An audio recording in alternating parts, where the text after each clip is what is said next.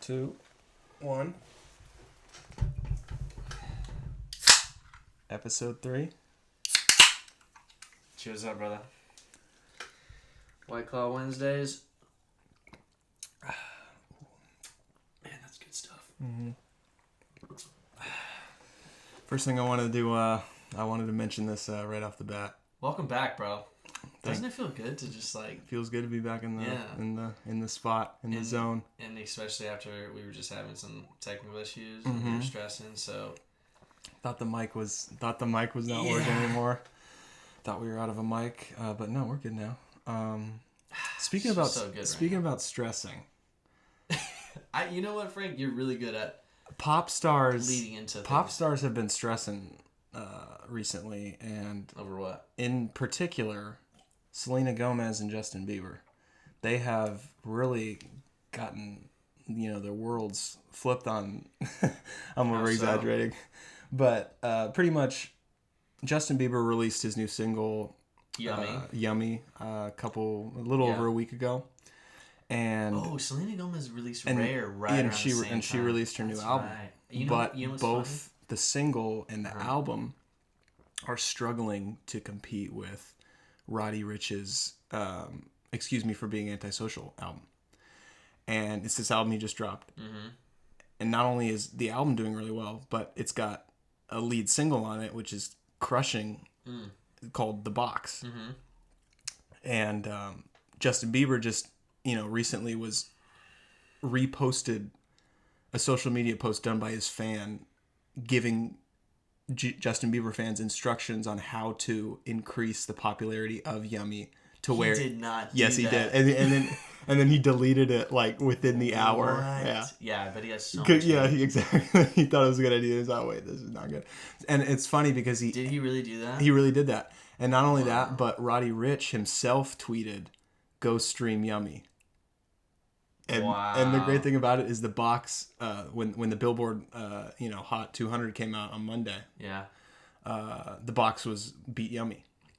And now that little race is over and now that Selena's album has come out, now she's the one who's now getting flummoxed by Roddy Ricch. She posted a video saying how like, oh, please like stream my album because I know I say like numbers don't matter, but this is like the most. This is what she was saying in the video. Like she was going to. Whoa, what? Yeah, and she's like, I know I say numbers don't matter, but this album is like the most important work I've ever done. So it would mean a lot if it went number one. What the heck? And it's so funny to me that like we're seeing, two of the biggest pop stars basically come to a point in their careers where they're like.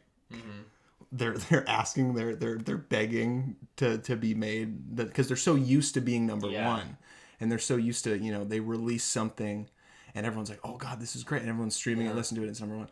But I think the fact that they're having to push and ask for their fans to stream more, I think that just shows that the quality in music is not what it used to be. I completely agree. Well, two things. One, like you just said, the quality of music. I mean, Rare, I haven't listened to the whole album, but I listened to the song, and I watched the music video, because I fucking love Selena Gomez. Yeah, that's why. She's awesome. Yeah, she is, and I like her too. But the song's not that good. No, it's not. I really don't. And Yummy, the Justin Bieber song, also not good. Not that good. In his music video, I really wasn't a fan of, man. Like, I appreciated the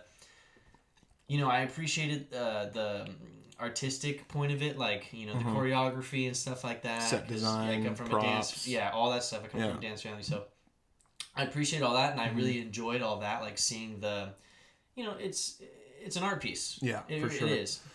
And I appreciated that, but the song itself, not good. Not good. It's not, and like I only listened to it once. Yeah. And it was weird because like I almost remember it for how bad it is. Yeah. Because sometimes I'll listen to a song and I never listen to it again. Uh-huh. So I kind of forget what it sounds like. But there's something about it being a Justin Bieber song and having it be like so long since he'd released any of his own music. That was my second point. Yeah, and hearing it, I listened to it once and then I'm like, oh, I never need to listen to this again. Like this is there's not much to this. Yeah, you know, yeah. it's not much to it at all. Yeah, and that's actually similar to Selena Gomez too. Yeah. All right. I'm good, yeah. I know, man. So that's similar to Selena Gomez because both of them kind of took a hiatus while they were figuring out and what's so ironic about the situation is they were together and like they broke up and then their lives went to these different storms in a way. I mean, I'm not gonna say it crashed down. I mean, that was probably their lives didn't crash, but they both went through different. They were figuring themselves out for sure, and now they're both back right around the same time in terms of their career, in terms of their music, right? Yeah, I agree. And it's just so ironic that they're both in kind of the same situation. Like that's so funny that you're telling me that. Yeah, and Roddy Ricch did took his hilarity one step further by after the whole Selena Gomez video came out, he tweeted Ghost Stream Rare by Selena Gomez. He did. Yeah, he did. Wait, so did he do Ghost Stream Yummy as a joke too? He did it as a joke. Oh, that's dirty. He keeps doing it. It's funny. It's like he's like, yeah, I don't really care. Yeah. That is hilarious. What was one of dude? Because Selena Gomez, I always remembered like.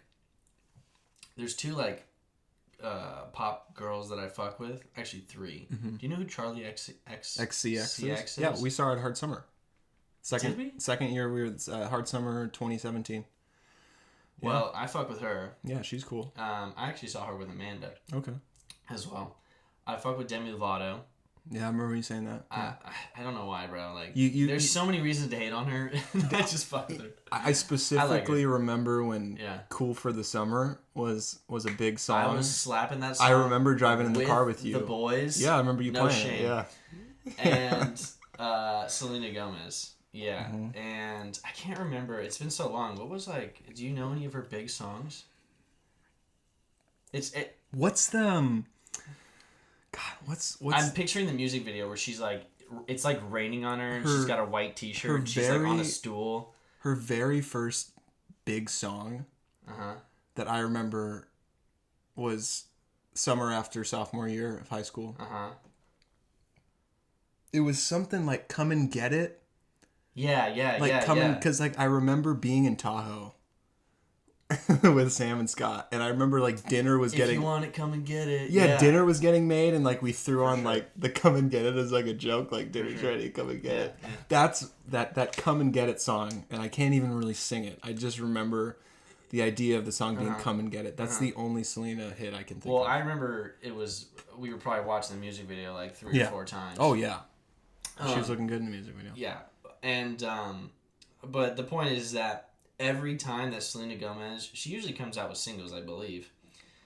She comes with a single and then the album, like, yeah, exactly. Every time that she's come out with, like, a new, like, big song and there's, like, hype around it, I always download it or stream it for, like, a little bit, you know, because I'm on that hype. And this time, no urge, man. No urge. Yeah. Like, it was just not a good song. I'm sorry. The new album's called Rare. And her main song is Rare. It's Rare. But I think it's the only feature on the album. It's Kid Cudi's on the, he's on the last, well, he's on one track. I think it's the last track of the album. Kid Cudi's featured on a song on Rare. And that was the only one I listened to. I listened to that one and then the single Rare. But the one with Kid Cudi, I was disappointed. It started out pretty good. It started out feeling like, like kind of like spacey, you know, slow vibe type, you know, trippy kind of mode that Cudi usually has. But then it got really boring, and so I feel like she underutilized Kid Cudi, which is hard to do. You kind of but then again, I don't blame her. It's like I don't blame her at all because you know she's got a team of producers that's just like. Yeah, this. I feel like they're the puppet. Her creativity, she's the image, and although she definitely does have some creative, you know, output in her albums, of course. Yeah, it's probably mainly done by the producers and her team. You know, I think so too. Yeah, and that makes. Obviously, I don't know, but that's what I would assume. I mean, that would be my best guess, and Me I would assume that. I hope to assume that, because all I can assume is that if they're the ones calling the shots when Kid Cudi's in the studio, or however they handled working with Cudi, mm-hmm. the underutilization of him, I think, points to the fact that he was working with people who didn't know how to work with him. And I think Selena would know how to work with him. I think she's talented, but she's in a position where everybody's telling her what to do, that they told him the wrong thing to do too, in a way. So it ended up being kind of a boring track. It's hard with pop, though. It is. You know, it's like Ariana Grande right now is killing it. Can you agree? She's got some awesome songs, and her music videos have been great. And you know what? She's been, like, in terms of... I mean, I don't really get into the whole, like, drama scene, but in terms of her, like, love life and her... Or I should say her personal life, it hasn't been going well. But everyone still loves Ariana Grande. Go ahead. Oh, yeah. Yeah, everyone still loves Ariana Grande. Like, you like Ariana Grande, right? Just as big. I don't... I guess I can say that I don't really... I mean, I have no issues with her, and it's not like she's someone who pops in my head and I get angry. Right. But I can really just kind of summarize it with the fact that Coachella in 2019, me and my group, we left... an Ariana Grande set? Well... do they even call them sets? What do they call them sets, yeah. Sets for they call them sets. But we were car camping, and the way car camping works is you can leave early, but you have to get like a special kind of escort thing. But there is a cut. So Sunday is when everyone wants to leave. You have to get a car? Well, no, you have to get an escort. You have to get an escort if you want to leave early. Like a security guard. It's like a security bike, like a bike cop to basically take you out of the parking lot. And make sure you take off your car camping sticker so you can't come back in. So we wanted to avoid the hordes of sitting in traffic at 1 a.m. in a field filled with cars. It's a Sunday headliner? And she was the Sunday headliner. Really? Yeah, she was the Sunday headliner. So we all as a group agreed, let's just take off. Yeah. And we ended up leaving the venue at 7 p.m. because I think it was 8 o'clock. At 8 o'clock, they cut off the early leaves. So you either leave before 8 p.m. on Sunday, or you can't. Or you're out of there at 3 a.m. Why do they do that? Do you know? Well, they do it to, make it so you're missing something if you decide to leave early. Because, Ariana's not coming on till fucking 10:45, 11. Right. And if the cutoff is 8, that's still 3 hours of artists that you're missing. But why wouldn't they want people to leave? You already spent your money, no? I don't... The rules are the rules, man. So we left. Maybe for those videos. We left at 7. Have the banging videos. We left at 7. So we were out. We were home in home in an hour. From India. Yeah. Okay, that makes sense. And probably took you 20 minutes to get out. And in 2017, when we stayed the whole time, because Kendrick was Sunday. Kendrick Lamar, so we're staying the whole time. Yeah, you gotta do it. Yeah, and then and I'm really happy we stayed the whole time because he left stage and then he came back on to play Love. It was like an encore, so it was really nice. But we knew that it's like a 3-hour trip back to Riverside if you stay the whole thing. Yeah. And that's why this 2020 and everyone's going and west, everyone's leaving. Everyone's going that way, and everyone's leaving at the same time. And that's the thing because there's nothing. East and they always make the Sunday headliner. They make the Sunday headliner. In my opinion, they always make it the biggest. We just got lucky that it happened to be the biggest. We didn't really care about the biggest. Yeah. But for most people, probably and that's whoa. why Kendrick Lamar Sunday of 2017, and then this year they have Frank Ocean on Sunday. Yeah. So looks like I'm in the car at 3. You know what I mean? So it's a good. It makes perfect sense. I mean, I trust the people that are in charge of Coachella. They got it. They got it together. They got it down, and I'm sure it's not like. I'm sure it's very well organized. Mm-hmm. Like, we went to Hard Summer that one year, and... The first year, 2016? I think it was first and Yeah. First year was awful. Yeah, it took us so long to get in. It was ridiculous. Yeah. Like, we were there, you don't show up early because you don't care about anyone that's going early yeah. At Hard Summer, maybe at Coachella, but yeah, even at Coachella you don't really care. You don't really care. Well, we showed up early. Well, early for Hard Summer, right? Yeah. And then we barely got in time to watch like the first person we were trying to watch, and we were trying to chill for a long time. And then it was the water situation. That was the event that, like, I don't want to say a number, but people died that day. That weekend, 2016. Remember? Yeah, that first year we went, people were Pomona. dying. It was at Fontana. They went Pomona. Then they went back to Fontana. No, they went to San Bernardino. And then they went back to Fontana. And then this last year they went to Pomona Speedway. That's what happened. So you're telling me that the 3 years we went to different locations every time? We went 2016, 2017, yes. 2018. So we went different locations every time. We did. I think we so. did. I think we did, yeah. Fontana, San Bernardino, because which I really liked. I liked San Bernardino. The middle one, the 2017. Yes, that was the best one. Where we saw Ray Shremmerd. Yep. And DJ Snake. Dude, Ray Shremmerd that was awesome. Lit, man. Yeah, San Bernardino is the amphitheater or something. Yeah, I think it's the amphitheater. Glen something. Glen Helen. That's where it was at. Glen Helen Amphitheater, yeah. That year was awesome. Let's get back, man. We were talking about Ariana Grande. We were talking about Ariana Grande, yeah. Oh, and another thing. Go ahead. Have you seen the video of her licking the donuts? Yes. I have. That is like that. That's the reason why I don't want to say like. Yeah. She's for sure. Frank, I don't want to say it, and I just come out with it. Yeah, you say it for me. Yeah, that's why I don't like. I mean, I'm not an Ariana Grande hater, but it's not like I'm a fan of her because that's honestly pretty filthy. But you don't. But at the same time, it's not like I'm like a diehard Ariana, or most people are diehard, but they like her music. Like if it came on the radio. Would you eat that donut though? No. Why would I eat a donut that she licked? No, I wouldn't. She's not. Think about all the fans that would lick it though. Oh, for sure. I mean, eat the donut. I mean, I might, bro. I might eat it too. I'd probably eat it too. If it's a good donut, yeah, why not? Like, if I was working behind the counter and Ariana Grande came in, she's like, "Can I try a sample of that?" Excuse me. And then she tastes it. And then you're like, "I'm sorry, we don't allow it." And then she's like, she licks it, and then you see that, and you're like, "Yes." You immediately start like making an eBay page for like donut that Ariana Grande. Yeah.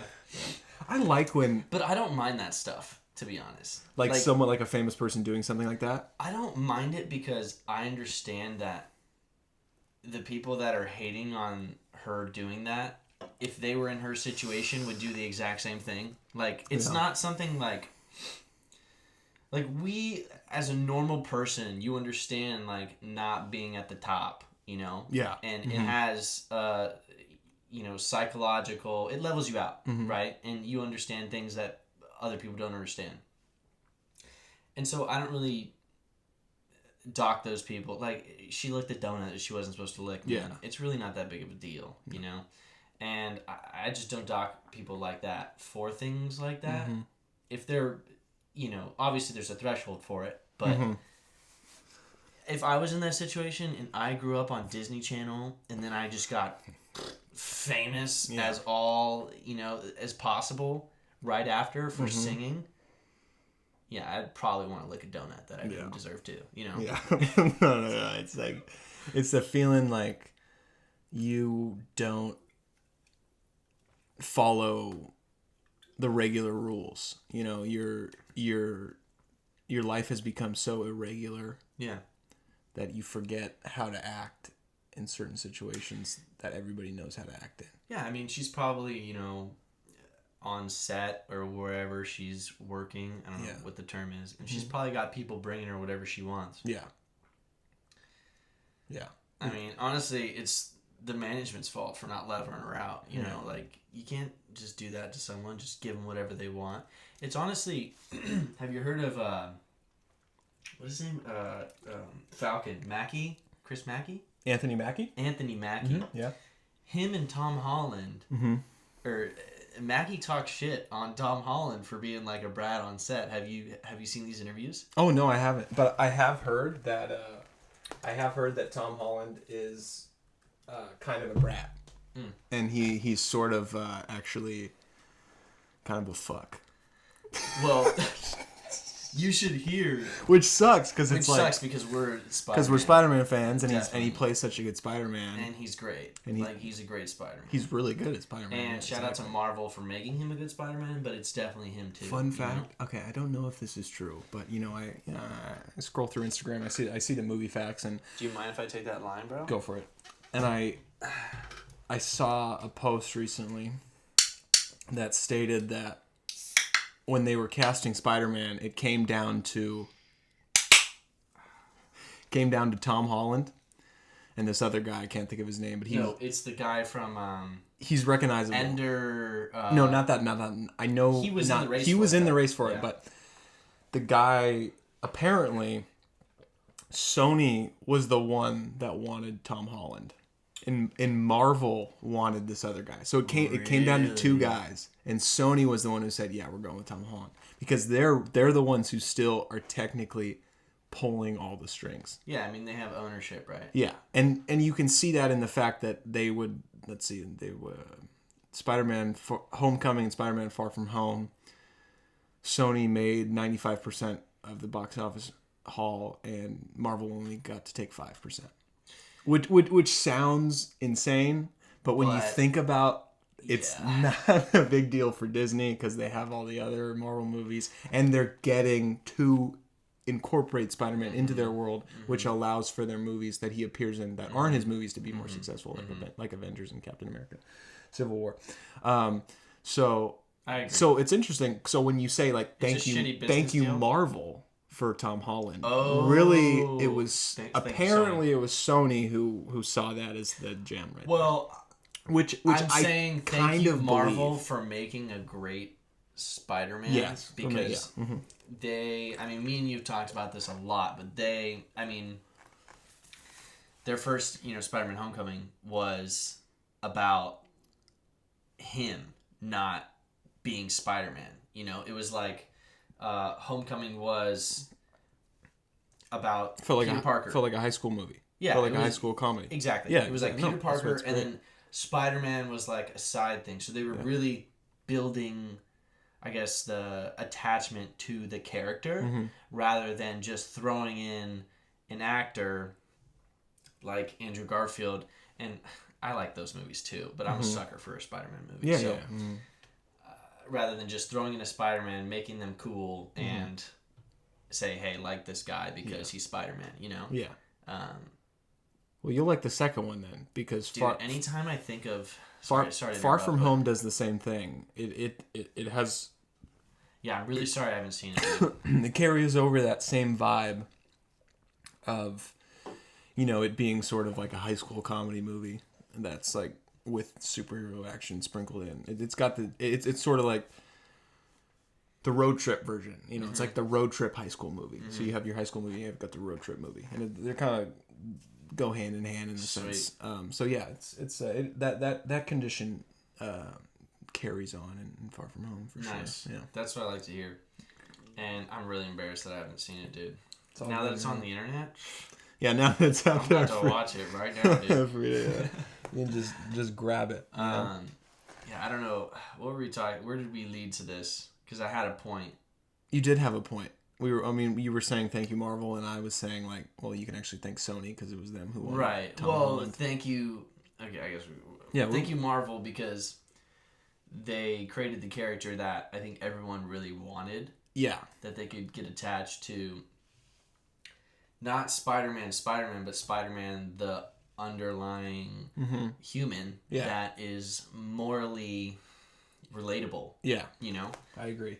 Yeah. Because everyone's attached to that, comic book Peter Parker that is like, trying to make ends meet for his family, but is also just like, the vigilante type character where they're really not a superhero, but they are in a sense at night, Yeah. And back to Ariana Grande. Back to her, man. Well, actually, let's bring it back to Selena Gomez with Justin Bieber. I was saying that the pop game... we're going way back. That was like 15 minutes ago. It's all good. The pop game is hard to master, for sure. Mm-hmm. Because especially with the world we live in, dude, it's like... standards are so high, and your personal life is just... That's a good point. And out there, man. And I think... I don't know if this is going to continue, but with the way it seems with Roddy Ricch's The Box doing so good. That was a nice little pop we had. With Roddy Ricch's The Box and his album doing so good, I think it's just more evidence of the fact that hip hop and rap, those genres, those are becoming pop genres, even more so than they have already been for the last 20 years. Yeah. So I think for like it's a sign that the takeover is almost complete, because we've had for as long as I can remember, popular music has been hip hop. Yeah, for sure. But at the same time, you were still able to have these artists like Justin Bieber and Selena Gomez, Taylor Swift, all that stuff. In the last 20 years, they've still been able to release their pop hits in certain moments of the year and still have those go number one, even though the general vibe is still hip hop is the most popular music. I think now that's finally starting to go away, and we're seeing that with two of the biggest stars releasing, finally coming back with music, and they're getting beaten by what's kind of taken over. Yeah. I mean, I think, older people may not understand why rap is so popular, but rap is actually very attractive to your ears. I mean, when you hear someone rhyme over and over and over again, I don't know the science behind it, but it's actually very satisfying. You know? Oh yeah. And I just think that, I mean, if in terms of like pop music and stuff, I don't necessarily think it's going to go away. No, I don't think so either. But I think you think hip hop takes over. Well, I think we're starting to see that hip hop is the most popular form of music now. And it's also can be seen with the Old Town Road, that song. That song, I think, holds the record for the most weeks spent at number one. And it's... I got a question for you. Would say it's country? I mean, it is country. It's for sure country. It's a country hip-hop song, which is what's so cool about it. And I say it's country because of the lyrics and because of the way he enunciates the lines and of the song, and just for sure, and I think it's like the first to. I think he was dissed for not having it not be a country song. There was something to where like they did something they considered a country song, and it affected. I don't really want to talk about. I don't know what the details were of it. But it was something like they didn't consider it a country song, or they did consider it a country song. There are no rules here, man. We don't have to talk the truth. I'm trying to think. I can't remember what it was, but I think there was some controversy about people being mad that it was called a country song. Is that what? Or vice versa, that it wasn't called a country song, so it was like kept from like reaping all the benefits it should have as a song because it wasn't considered a country song by Billboard. I don't know, something like that. I don't know. Point I'm making really is that I think hip hop is becoming the biggest form of music. I mean, I'm all for stuff like Old Town Road. I mean, just beautiful collabs, man. I mean, not collabs as in you're collaborating with another artist, but you're... That is what it is. Lil Nas X working with Billy Ray Cyrus. Right. Yeah. Okay, yeah. But you're also like mixing Nas genres. X is like not rapping in a sense. He's rapping with a country tone. Yeah. I think it's great, man. Honestly, like I'm all for. And the fact that in terms of like Billy Ray's on the song just goes to show you that the song is literally a combination of hip hop and country. Exactly. It's a hip hop country song. And it might be one of the firsts. Yeah. Oh, and also I mean that big for. But sure. I mean You remember me playing Like a Farmer for you? The song Like a Farmer? I got horses in the back like a farmer. Yeah. And then Lil Uzi's on it. Yeah, that came after, right? That was before. Oh, that was Form. Okay. Before it. And, and I think it's another example of hip-hop and country blending. Was that before? Are you 100% positive? Okay. I'm not 100% positive. Okay. But I will. It doesn't really matter, I will say this. I do know this for sure though. I heard the song "Like a Farmer" by Lil Tracy before Old Town Road ever blew up. So I can't necessarily speak on which song was like released on the internet, which one actually like the date it came out. Like I don't know which, but I do know that I heard "Like a Farmer" by Lil Tracy featuring Lil Uzi before I heard Old Town Road and before it blew up in the sense of it did. And I think that Like a Farmer is better. So for anybody listening, look up Like a Farmer by Lil Tracy, but you have to look up Like a Farmer remix because the remix is the one that has Lil Uzi on it, and that's the one you want to listen to because it's just more superior. It's just superior because it's the same song as just Like a Farmer with Lil Tracy, but you just take that song and then you just throw in a Lil Uzi verse. Nothing changes. You just add Lil Uzi verse. So it improves any song. I remember when, first of all, if we're disagreeing on when music was released, I trust you for sure. Because, I trust you. And since we're talking about Lil Uzi, man, let's just keep this going. Yeah, Lil Uzi. Yeah. I remember when. I'm gonna bring up Hard Summer again because Hard Summer 2016. Yeah. And this was the first Sam. time. This was the first year, 2016. Yeah, fucking Sam, bro. It was a really dumb idea. Well, actually, it wasn't necessarily. I know you guys Sam's had fun fault. and we had fun. We both had fun, but it's like you guys really should have come up with this. Basically, the situation was Sam wanted to. He wanted to see Zed. He wanted to see Zed was playing like during like the end of Uzi's set. Yeah. And this was, and here's the thing that was really frustrating about Sam's decision. This was summer of 2016 when Money Longer by Lil Uzi was just, it was like the song of the summer. It was big, yeah. It was huge. It was big. And he had just blown up with it. Zed was blown up too, though. You gotta give him it.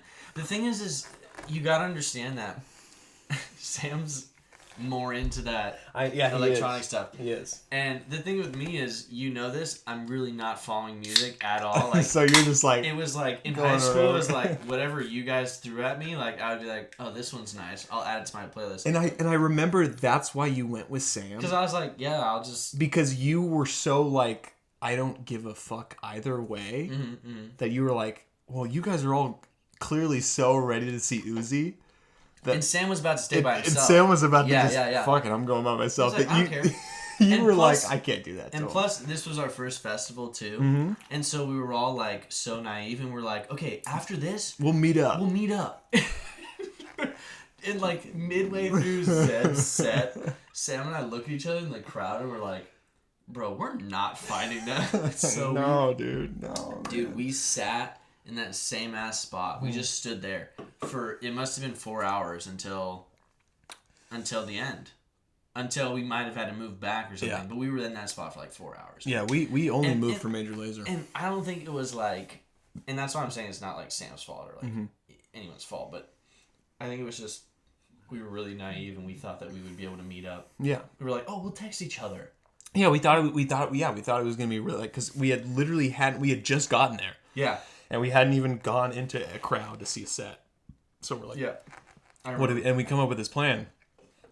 And in our minds, it wasn't like, we were like, oh yeah, we'll just meet up after we see the people we want to see. Like, you see Zed, we'll see Uzi, we'll just meet up after that. Done. Yeah. But then when you're in that zone and everything's happening. And you're like pulling out your phone and you got no service. Like, and this is not happening. You know, my favorite part about music festivals is when you get to a set before it starts, so you kind of like you get a decent spot in the crowd. Yeah.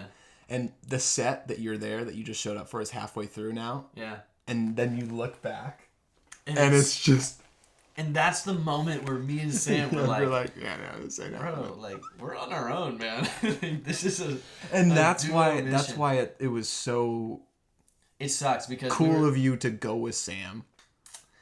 Because I mean, yeah, I really didn't care, and plus, like, yeah, but imagine if when Sam would have been festival, like by himself that whole time.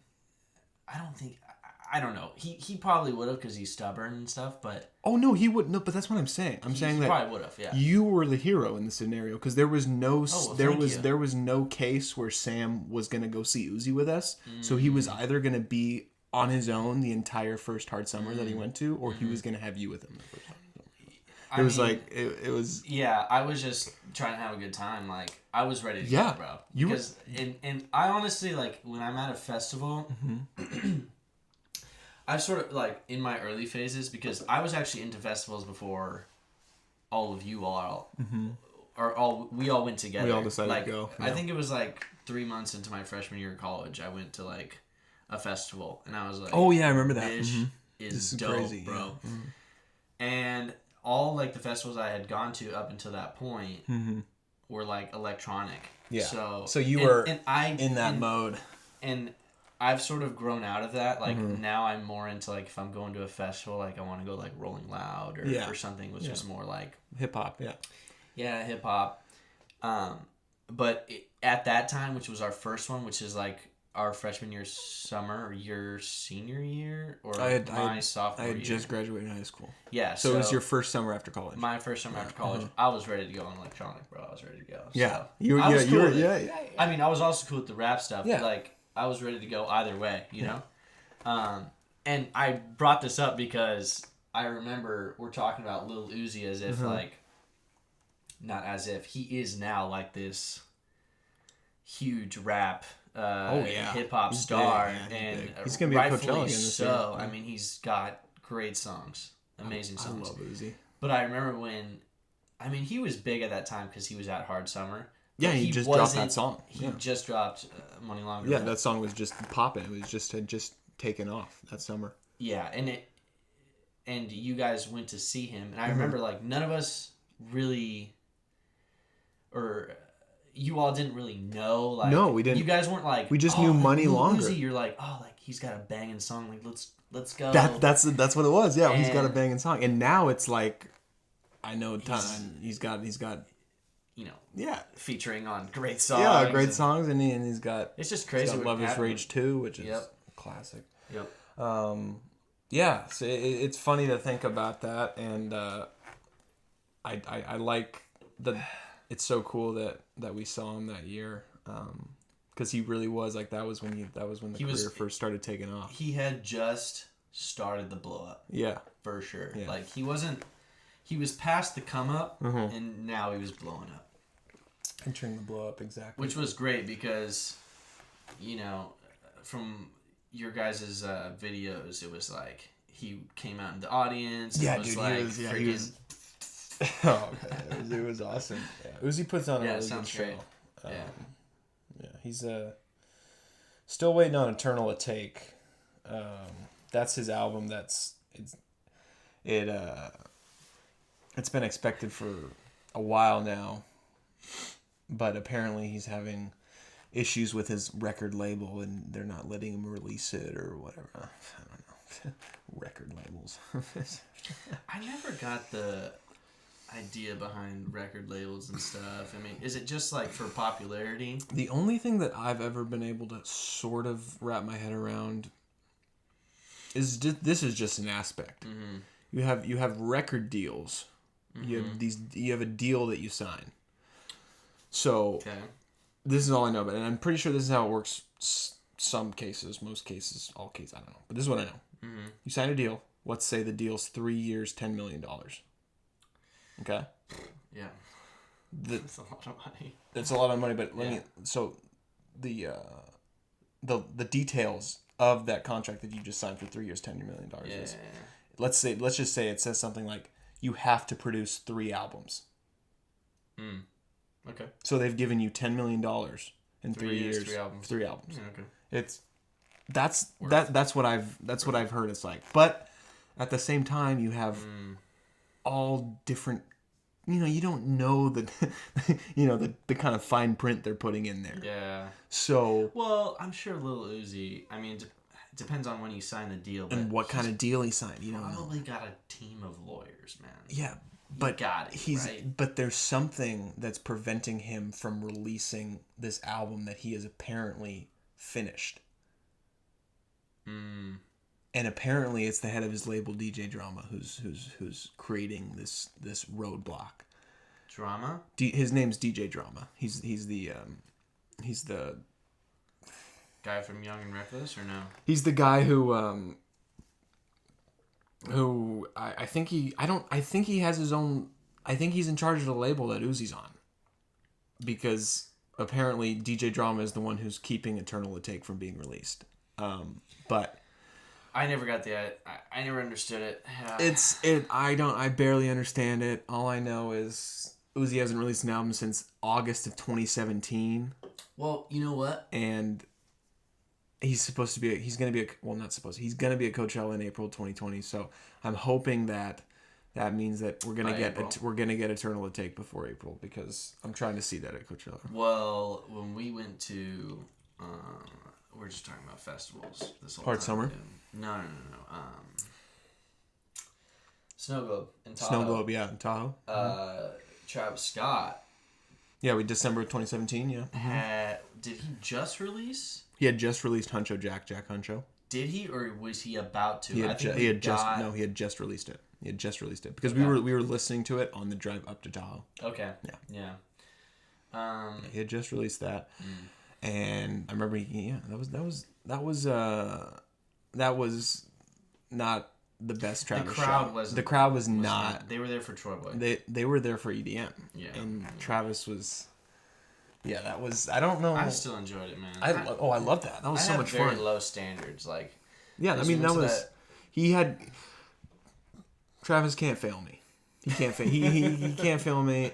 I've seen him 6 times. Every time has been fantastic, and that time in Tahoe, definitely the weakest show by him, but I don't even blame him.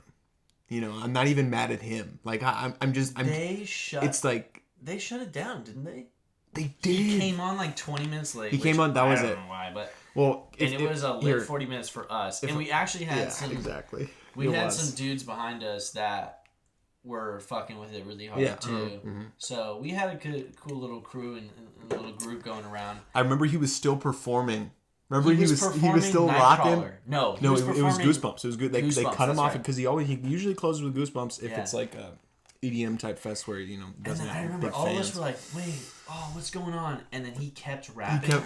And then all of us were like, "Yeah." But we were like, "There's no sound. We don't know where you're at." Yeah, we were like, it was funny. Yeah, he wanted to keep going. They were on a tight schedule there, and I mean, I'm sure the front row was still getting lit. But. And it kind of just speaks to the fact that I feel like rappers are almost always late. I mean, I don't know what he was doing, so I don't know. It's not that they're not doing anything. They're. You don't think he was there like 30 minutes before? I think it's literally the fact of I don't feel like going on stage yet. Now I'm gonna go on stage. I don't understand that. That kind of bugs me. But I really think I really think it's a level of confidence. Like, there's no way he was late, or else they probably would have extended it, right? So it was kind of him just like, nah. You know? That's what I'm saying. That's exactly that's what I'm saying. Yeah. I'm saying he was backstage, trailer, tent, whatever they got set up behind the stage. He's backstage chilling. The clock strikes whatever his set time was, 10 p.m., and he's still got, half the blunt left. Yeah. So he's like, "Oh, I gotta finish." Because when he comes out on stage with a blunt, it's always Roach. Mm-hmm. So I'm just assuming it was, okay, I'm not at Roach yet. Started the session at 10. Let me just wait. 10, yeah, let me just wait till, because I remember him coming out on stage at Snow Globe, and I remember him. He had the Roach in his hand. I bet. He doesn't come out with the Roach for all performances, but some performances he comes out with the Roach. Yeah. Fun fact. Yeah. He doesn't. It's funny. He doesn't consider. being high, smoking weed, like he kind of considers that sobriety in a way. I don't really consider it. I mean, I do consider it a drug because it is a drug. I mean, it alters your... Yeah, it definitely does. Your perception. Yeah. But I don't, like, people are always like, and you've done this too, what? Bitch. Yeah, you know. We were playing a card game. It was basically like, one of the cards was name 3 things that would... I don't know what the card was, but it was like, name 3 things that would alter your mind. Oh, yeah. And you were like, alcohol, drugs, and this. Uh-huh. And I was like, alcohol is a drug, right? Oh yeah, I didn't remember that. And you were arguing with me because no, dude, you were trying to get the point, right? Dude, but you know that... It was things... You know what it was? Yeah. It was name 3 things that can separate you from a significant other. That's it. Drive like a... Yeah, so, drive a knife, break you and your significant other. So the game is you flip a card, or someone flips a card, they read it to you, and then they flip a timer, and it's like you have 5 seconds to name 3 things. Mm-hmm. Frank said drugs, alcohol, and something else. I can't remember. I said wanting different things. Okay, yeah. As reasons that you and your significant other would break up. Everyone else was okay with it, and I vetoed it because I was like, no, drugs alcohol and drugs are the same thing. And... yeah, you obviously know that's true, but you were arguing because you wanted the point. I wanted the point. Yeah, I would too. Yeah. But I definitely consider, if anything, I consider alcohol worse than weed. It is. And I feel like the people that don't think that... they've never smoked weed. They've never smoked weed. Multiple of my friends think that, and they've never smoked weed. Yeah. It's hilarious. And personally, like, I mean, you know, like, we used to smoke a lot in high school, but, I mean, we're just putting it all out there, man. It's the internet now. This is the podcast. Yeah, I mean, we gotta be real. Yeah, we gotta be. We used to smoke a lot in high school. I personally don't smoke that much anymore. Yeah. But I will. Yeah. Because it's fun. And it's legal. And it's, well, it's legal here. California. I mean, technically it's not legal. California's all that matters. Facts, because I'm never leaving. California might as well be its own. Tax me as much as you want. Might as well be its own nation, dude. Just split off from everybody. Yeah. Keep raising the gas tax, jeez. Yeah. Yeah, I just think that weed is not as bad as people think it is. No. And it's like, dude, you know when we're at Dolores Park, which is like literally the birth of, or the birth of the idea, right? Of altering your mindset in public. Altering your state of mind in the view of everybody. That true, yeah. But I was talking about this podcast. Oh yeah, that's very true. That's where it started. Yeah, that's where the idea started. It was the birth of the idea of like, dude, we should start a podcast. Yeah, because we would go there and we would, you know, have 3 or 4 or 5 White Claws, whatever, and we'd be having these chats and we'd be having great deep conversations. And oftentimes we wouldn't really be talking about, you know, sports and media like we are now, or entertainment and music, right? Yeah. We'd be talking about how humanity's just amazing at this park because you've got, you know, we have White Claws right by us. We're cracking them open at this park and we're sipping on it. We got freaking park rangers behind us. Yeah. And you got a dude selling weed truffles. You got dudes going around saying, hey, weed truffles. Pre-rolls. Everyone knows him as the truffle guy. Yeah. And you got just dudes selling alcohol. It's just like it's this like, community that's sunbathing. It's like... Got people who won't watch their dog. That's another time. That's another story. I just feel like... I mean, I'm going to get real deep right now, but... Go for it. It's a place where, and if you've never been, you gotta go on a sunny day on a weekend because sunny day on a weekend. Yep. It is the only place in the world where you'll feel as if, okay, humanity should be like this. Yes. Because it is not about, are you drinking at a park? That's against the law, you know? oh, you have your shirt off? Put your shirt on. Yeah. Put your shirt off, sir. You know. It's just all it's about is okay. We're all gonna collectively do whatever the fuck we want at this park, whether it's smoke weed, drink, chill without any drugs, or if you want to take shrooms, trip balls, whatever. You do what you want. Mm-hmm. It really is. That's the energy. I mean, people are literally selling things there. They're selling drinks. They're selling. There's no licenses. Trinkets. There's no licenses. There's nothing. And it's, but it revolves around this idea of okay, everyone can get along, respect each other, humanity at this park, and respect how we are gonna all treat each other. Yeah, like this. No one's causing problems here. And it's like you feel that vibe. And it's like, oh wow, like this is such a safe place and I feel so comfortable here and no one's causing problems. And it's like no one's throwing hate out there.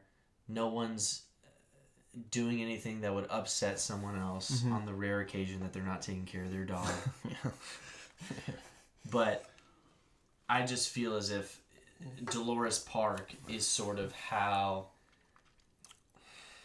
the world should operate, man. And I'm sounding like a hippie right now because but being a hippie, and I'm definitely not a hippie, but but the mind state that we associate with hippies, I think, is a good one.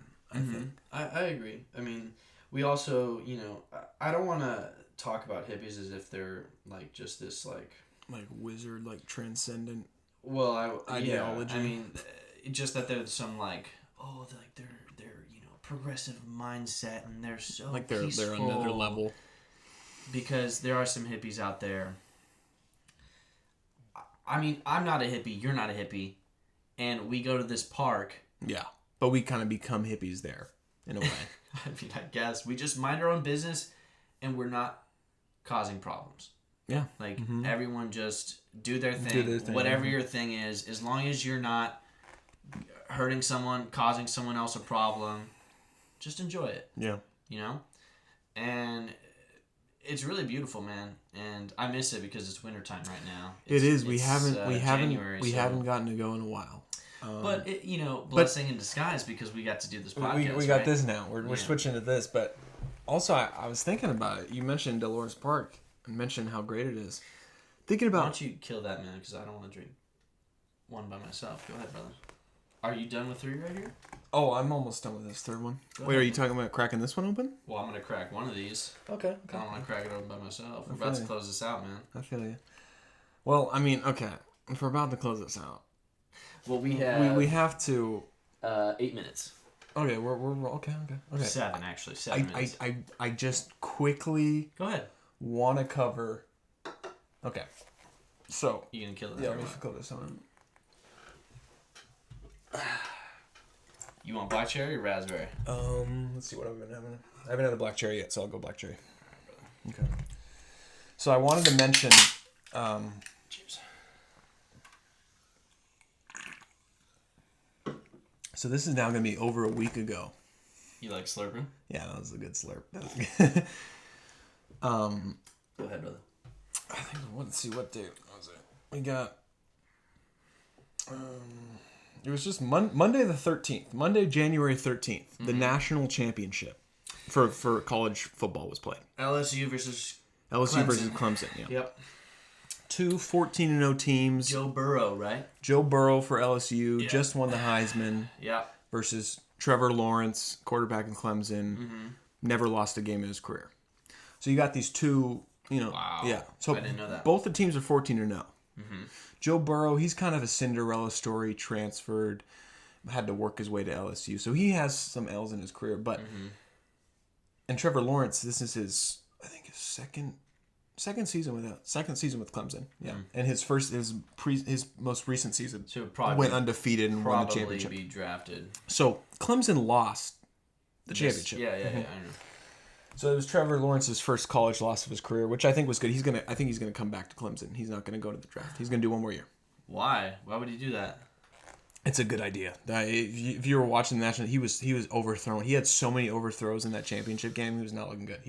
The pressure was hitting him, and he was overthrowing the ball. But Joe, that's strange because he won the other one. He won the other one, yeah, but he wasn't playing against Joe Burrow because Joe Burrow He's nice, bro. He's the highlights. really good. Yeah, he had I think like 60 touchdowns this season, 60 passing touchdowns. Touchdown passes. He set the record for the most college, the most touchdown passes in a college football season. For sure.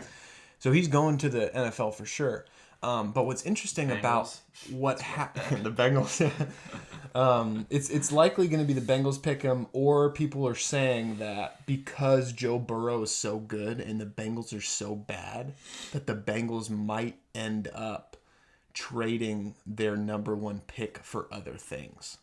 So since the Bengals are so bad, just in general, they need to, improve in more areas than just quarterback. So there is a chance that because Joe Burrow is so good, they might be able to get, in their eyes, more for him than just him. You know what I mean? So Joe Burrow might go somewhere else, but it's most likely he goes to Cincinnati. It's most likely someone else who really needs a quarterback. Exactly.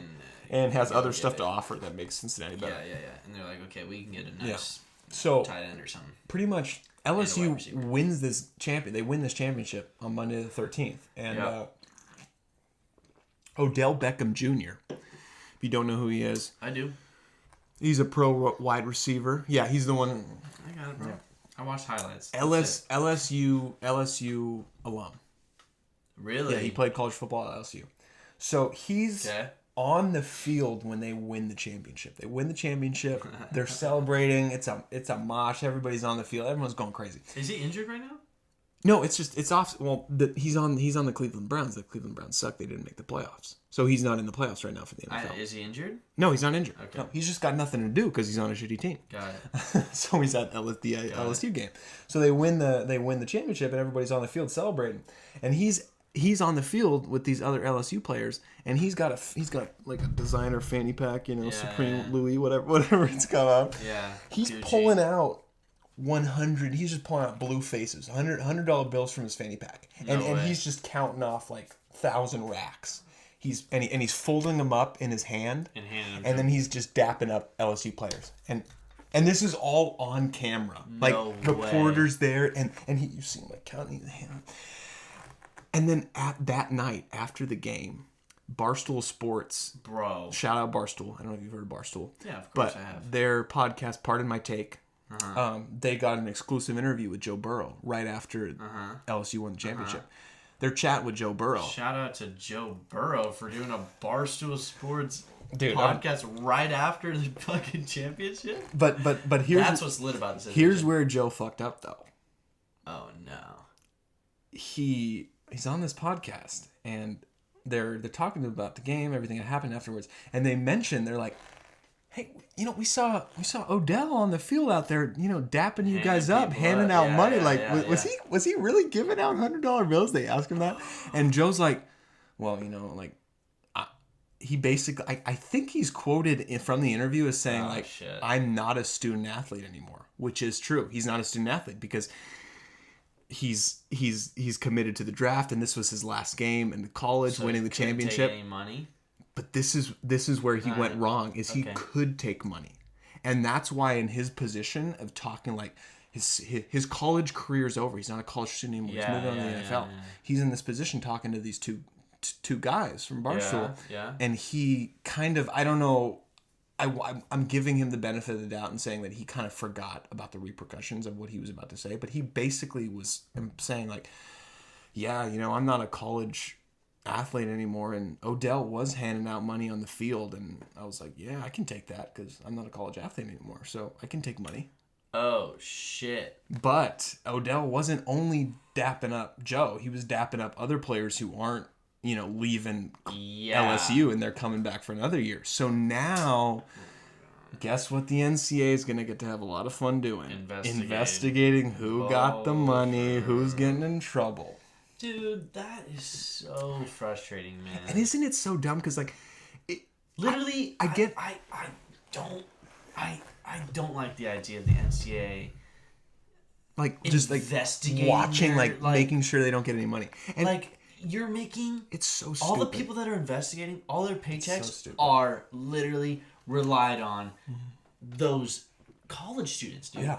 And bro, and there's so much money that's made off the national championship game. Yeah, and exactly. None of the students get any money. And that's what's so annoying with this whole situation, is that you see Odell doing something as dumb as handing out $100 bills in front of the cameras right after the game ends. And you want to think to yourself, you're like, damn it, Odell, what are you thinking? Like, can't we do that when there aren't cameras around, like, when you're in a private... Exactly. But you're, at the same time, you don't want to be like, you don't want to totally say you're an idiot, Odell, because in reality... It's fine. Do whatever you want. It's his money. He can do whatever the fuck he can hand it to whoever the fuck he... Like, I remember there was a kid when I was in middle school who his parents were divorced, and his dad would always give him crazy allowance money, like every week, like something stupid, like $200 in 20s. And I remember there was one day at middle school where this kid shows up with his money from his dad, and he's like, I don't really need it this week. And he decides to have a fun day at lunch and decides to just get a huge crowd around him, and he's just handing out $20 bills. Oh my god. And it was one of the most specific memories that I have from middle school, because I remember everybody's getting paid. Yeah. And I'm trying to like squeeze in the... And I couldn't get to any money myself. $200 on a week? My point is that I just don't... Although it's stupid for Odell to hand out the money in front of the cameras and all that stuff, I really don't think there's anything wrong with it. It's his money. Okay. He's hyped. He's hyped that his former team just won the championship. Yeah. He's feeling these teammates. He's feeling these guys. Yeah. And he's like, yeah, I'm a millionaire. These guys deserve a little pride. Like, let me give them... Like, to me, it's like... There's nothing wrong with it, but it sucks that there technically is. And that's the point. Yeah. The technically, right? It sucks because... the system that's in place. Yeah. In reality, like, if you ask anyone that without them knowing the, NCAA system or the laws and all that stuff, people are like, awesome. Yeah. Great. Like, Odell makes, I don't know how millions. much money. He's got... I know NFL players don't get paid enough. Yeah, but he's a star NFL player. Yeah, he's one of the main ones. So he gets big contract money. Bunch of endorsement money. That too, and stuff yeah. like that. Endorsement money too, yeah, exactly. He's got plenty of money. Like, just give it. Like, let him give it to him. Yeah. Mm-hmm. Like, it's not a big deal. It's his money too. And you got rules that are like that are actually you can't do that. Yeah. Like, and it's funny because it's not even like. It's funny that the organization that is making the money off of these players is investigating how to take that money away. Giving their players that are making their money. Yeah, they're investigating that. Yeah, they know. Which, like, when you put it that way, dude, that's broken. That's so broken. Mm-hmm. The organization that is making money off of the players that are making them money, right? Ryan just said the same thing. Then you have someone giving them money. Then they're investigating that. Yeah. I know. It's so ridiculous, dude. I know. And I think of it like this in a way. Like imagine if like a cross country meet or like a high school basketball game. Yeah. Something as simple as that. Mm-hmm. And you have a cool dad in the stands. Yeah. And you're like the player or something who won the game for the team. And the cool dad of the team, he's not your dad, but you know him. You scored the goal, you threw the touchdown. Hit the winning shot, whatever. You shot it. That cool dad comes up to you and he's like, that was fucking awesome. And he daps you up and there's $100 bill in his hand. Yeah. Imagine Dr. Rowe busting your ass for that. Being like, the principal, we're gonna need that money back. The principal being like, no. Exactly. We're gonna check the cameras. Yeah. That's not allowed, and you're gonna give it to us. People be like, what the? It's like, what? Who cares? Exactly. it's like seriously. Who cares? That's not your money. You're not. It's just. Why are you entitled to that money? Get out of here. Yeah. But there actually was just a law. I don't know anything about it, but. Mm-hmm. There is a law, especially in California. There is. I don't know about the rest of if it's federal or not, but NCAA players are allowed to make money off of outside sources, I believe, like endorsements. Yeah. I think that's only with certain states now, though. I don't think every state has done that. Oh, okay. So California was the first. Yeah, sure. And that's why there's a problem right now in the situation I'm talking about, because this is Louisiana State University we're talking about. You know, this is another branch of NCAA that doesn't. So that's why I think there's a problem. And if anything is the opposite of California, it's Louisiana. Yeah, you know. Yeah. So they probably don't have that law. Because I don't see this being an issue at you know, in California. Well, the thing is like the government is probably like, no, like you can't do that because blah blah blah blah blah. Like I'm friends with those people, you know, like or whatever. Yeah. It's like, well, if California has that law, like we can't have that law, you know. Yeah. It's kind of like you got to pick a side, which is ridiculous. But this is just a stupid issue, and I mean we could keep going for hours on this. That's how dumb it is. Yeah. Unfortunately, I think that an hour-long podcast is enough. Yeah. For us today, you think so, or what? I mean, you got anything else? Do you have any other dire? Okay, Well, the thing is I could keep going for hours. One quick thing though, I do want to say. Go ahead, brother. I think we've finally had confirmation that Adam Sandler is well aware that the majority of the movies he makes are shit. What is his production? Happy Gilmore. Happy Gilmore Productions. Happy Gilmore Productions. Yeah. Never been a fan of. The majority. Okay, so Uncut Gems. I was earlier before we started the podcast. I was mentioning to you how Uncut Gems did not receive a single Oscar nomination. Yeah. Now this movie came out on Christmas 2019, and it had great reviews, a lot of buzz. Mm-hmm. Adam Sandler, his performance apparently outstanding. Mm-hmm. Unfortunately, I still haven't seen it, but pretty much he didn't get an Oscar nomination. So the Oscar nominations came out on Monday the 13th. Ironic, same day as the National Football Championship. Oscar nominations come out Monday the 13th, and Adam Sandler's not nominated. And quickly, he is quoted. A story comes out about him saying that if he was saying like, okay, well, everybody's loving my performance, so let me give everybody a warning here. It's like people are like, Adam Sandler, like you make shitty movies, like, and this is a great performance. People are loving this. Like, what's gonna happen? You get your first Oscar nomination? Is that coming? Yeah. And he's like, oh, here's the thing. If I don't get the Oscar nomination, you know, I'm gonna be pissed, and I'm gonna make the shittiest movie anybody's ever seen. He's I don't know the exact quote, but he is quoted as talking about before the nominations came out. He was saying, you can off quote it. Is that what he said? Yeah, he basically said like, if I don't get a nomination for the fucking work I just put in on Uncut Gems, then the next thing I'm doing is gonna be the shittiest movie you've ever seen. And right there, I kind of like, I both loved and hated Adam Sandler at the same time. I loved him because I'm like... His movies are... I loved him because I'm like, wow, okay, you get it. Even you know that your movies suck. Mm-hmm. But I hated him for the exact same reason. I love him and I hate him for the fact that he has basically admitted that he understands that his general movie that he makes is considered a pile of shit. Mm-hmm. So now I'm like, damn, Sandman, you're on set and you're acting and you're realizing that what you're creating is gonna suck, and you're just going through it all the way. And right there, I was like, wow, I hate and I love you at the same time right now, man. Because you have finally admitted to what I've always known, and what I've always known is that your movies always suck. and I say that as with full respect to all the Sandler fans and all the Sandler classics, because there are Sandler classics. Well, here's the thing, Frank, is the Sandler films or the Happy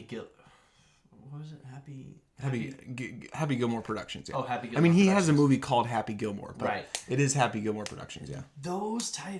His movies play into a very specific type of person who likes their comedy a specific way, which is likes it really stupid, old school, like dumb, like just like you're dumb. And I'm I like dumb humor too. I do too. But I can't do a whole movie of it. And that's why I say that.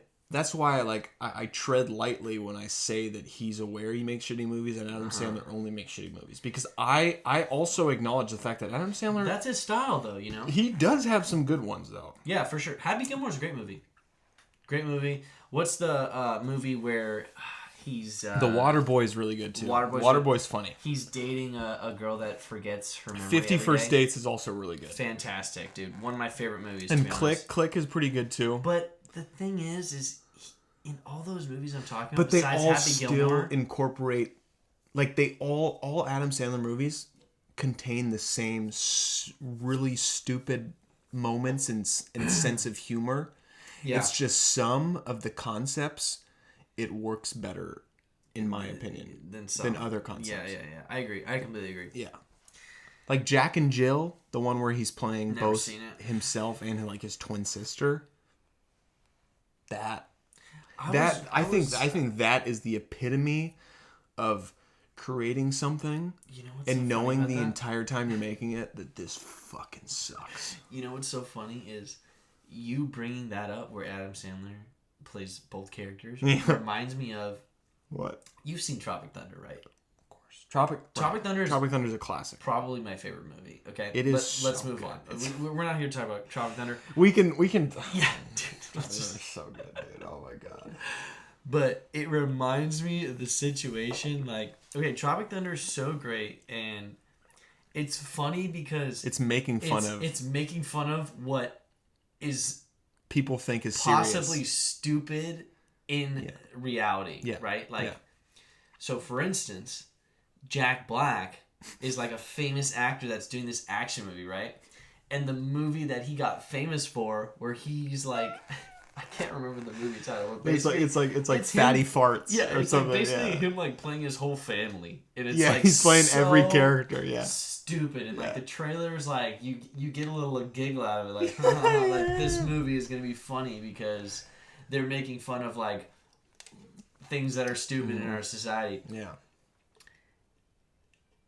And Adam Sandler did that, is what I'm saying. Yeah. And no one liked it because it's not really a movie in Tropic Thunder. It's a trailer that makes it seem like it's a parody of a trailer, basically. Oh, yeah, that's what it reminds me of. Dude, the beginning of Tropic Thunder with all the three, like Ben Stiller's character, Robert Downey Jr.'s character, and Jack Black's character, all their three characters have their own, like, successful acting careers, and it's like showing the background of all their careers. Yeah, it's so funny. You have Robert Downey Jr. playing the priest with Tobey Maguire, and they're like the two gay priests who are kissing. And then you have Ben Stiller playing the act like Tug Speedman. Tug Speedman, and then it's like the exact opposite. It's like Tug Speedman, like. What is it called? It's his series that has like 5 entries, and like the last one he's got like the Arctic version. Babies, he's got 2 babies on it, and he's got the 2 like ice guns. It's like Total Annihilation 7, and it's like Ice Age, and it's like he's got the babies right here. He's got 2 guns, and there's a meteor coming down or something, and then he's got Simple Jack, and it's like the exact opposite. The great thing at Simple Jack is that it's like, you know what, you could not do that movie today. That they said that at Joe Rogan. That's what Joe Rogan and RDJ were talking about. Robert Jr. Yeah, they were talking about the fact that. But then Joe was saying that you actually could do that movie today. You would, because and that's why I like that point that Joe was making. Did you listen to the whole thing? Oh yeah. I haven't finished it yet. That's good. Don't give me anything about it, but I like that point that Joe was making though, and the fact that he was disagreeing. He was saying that you actually could make this movie right now. We're gonna keep going, right? I mean, this is too good, right? You could make this movie right now because the way that they made Tropic Thunder when it came out was that it worked and it had success, I think, because it was so clearly sort of mocking all these things that were insulting about it.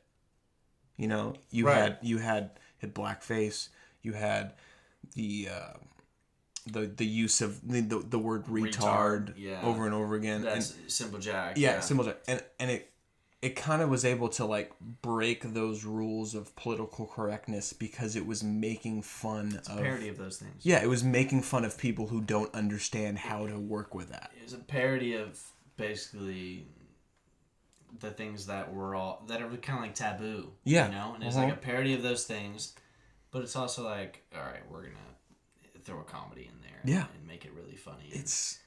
It's so funny. It was, God, Tropic Thunder is one of my favorites. I don't know if you know this, but go ahead. People always make fun of the Academy. You know, the members who nominate the Oscar nominees. They people make fun of the Academy for being racist and out of touch. Is that why Ricky Gervais did his little? I don't know if he mentioned the Academy because what he was talking about how Ricky Gervais. Yeah, Ricky Gervais. Yeah, during his Golden Globe monologue. What did he say? He said something on this. Be careful. Whoa. He said, the people that choose this and this and this are incredibly racist. And then, people were like, oh, like that's an awkward joke. And then he said something else and people really laughed. It was like the punchline that people really laughed at. And then he went along the lines of, I would read off the people that died this year and, give them a memorial, but it wasn't diverse enough. It wasn't diverse enough. Yeah, I thought that was funny. I will not stand for it. I will not. Yeah. Hilarious. Yeah, but Robert Downey Jr., he was nominated for Best Supporting Actor for Tropic Thunder? For Tropic Thunder. Deservedly so. Exactly. I do think so. I think so. And, maybe we're not the ones to say it because we're not because we're white. Blackface is like we can't speak on whether that's offensive. We can speak on our perspective because it really doesn't bother us. Well, it doesn't bother us. It doesn't bother us. It doesn't. Yeah. And, I mean, obviously, we would never do anything like that. Yeah. But it's also it doesn't bother us because it's not. It doesn't have to do with us. Right. Exactly. It's not our decision to determine whether or not that's insulting or not. So we have a really easy an easy stance as fans of that movie.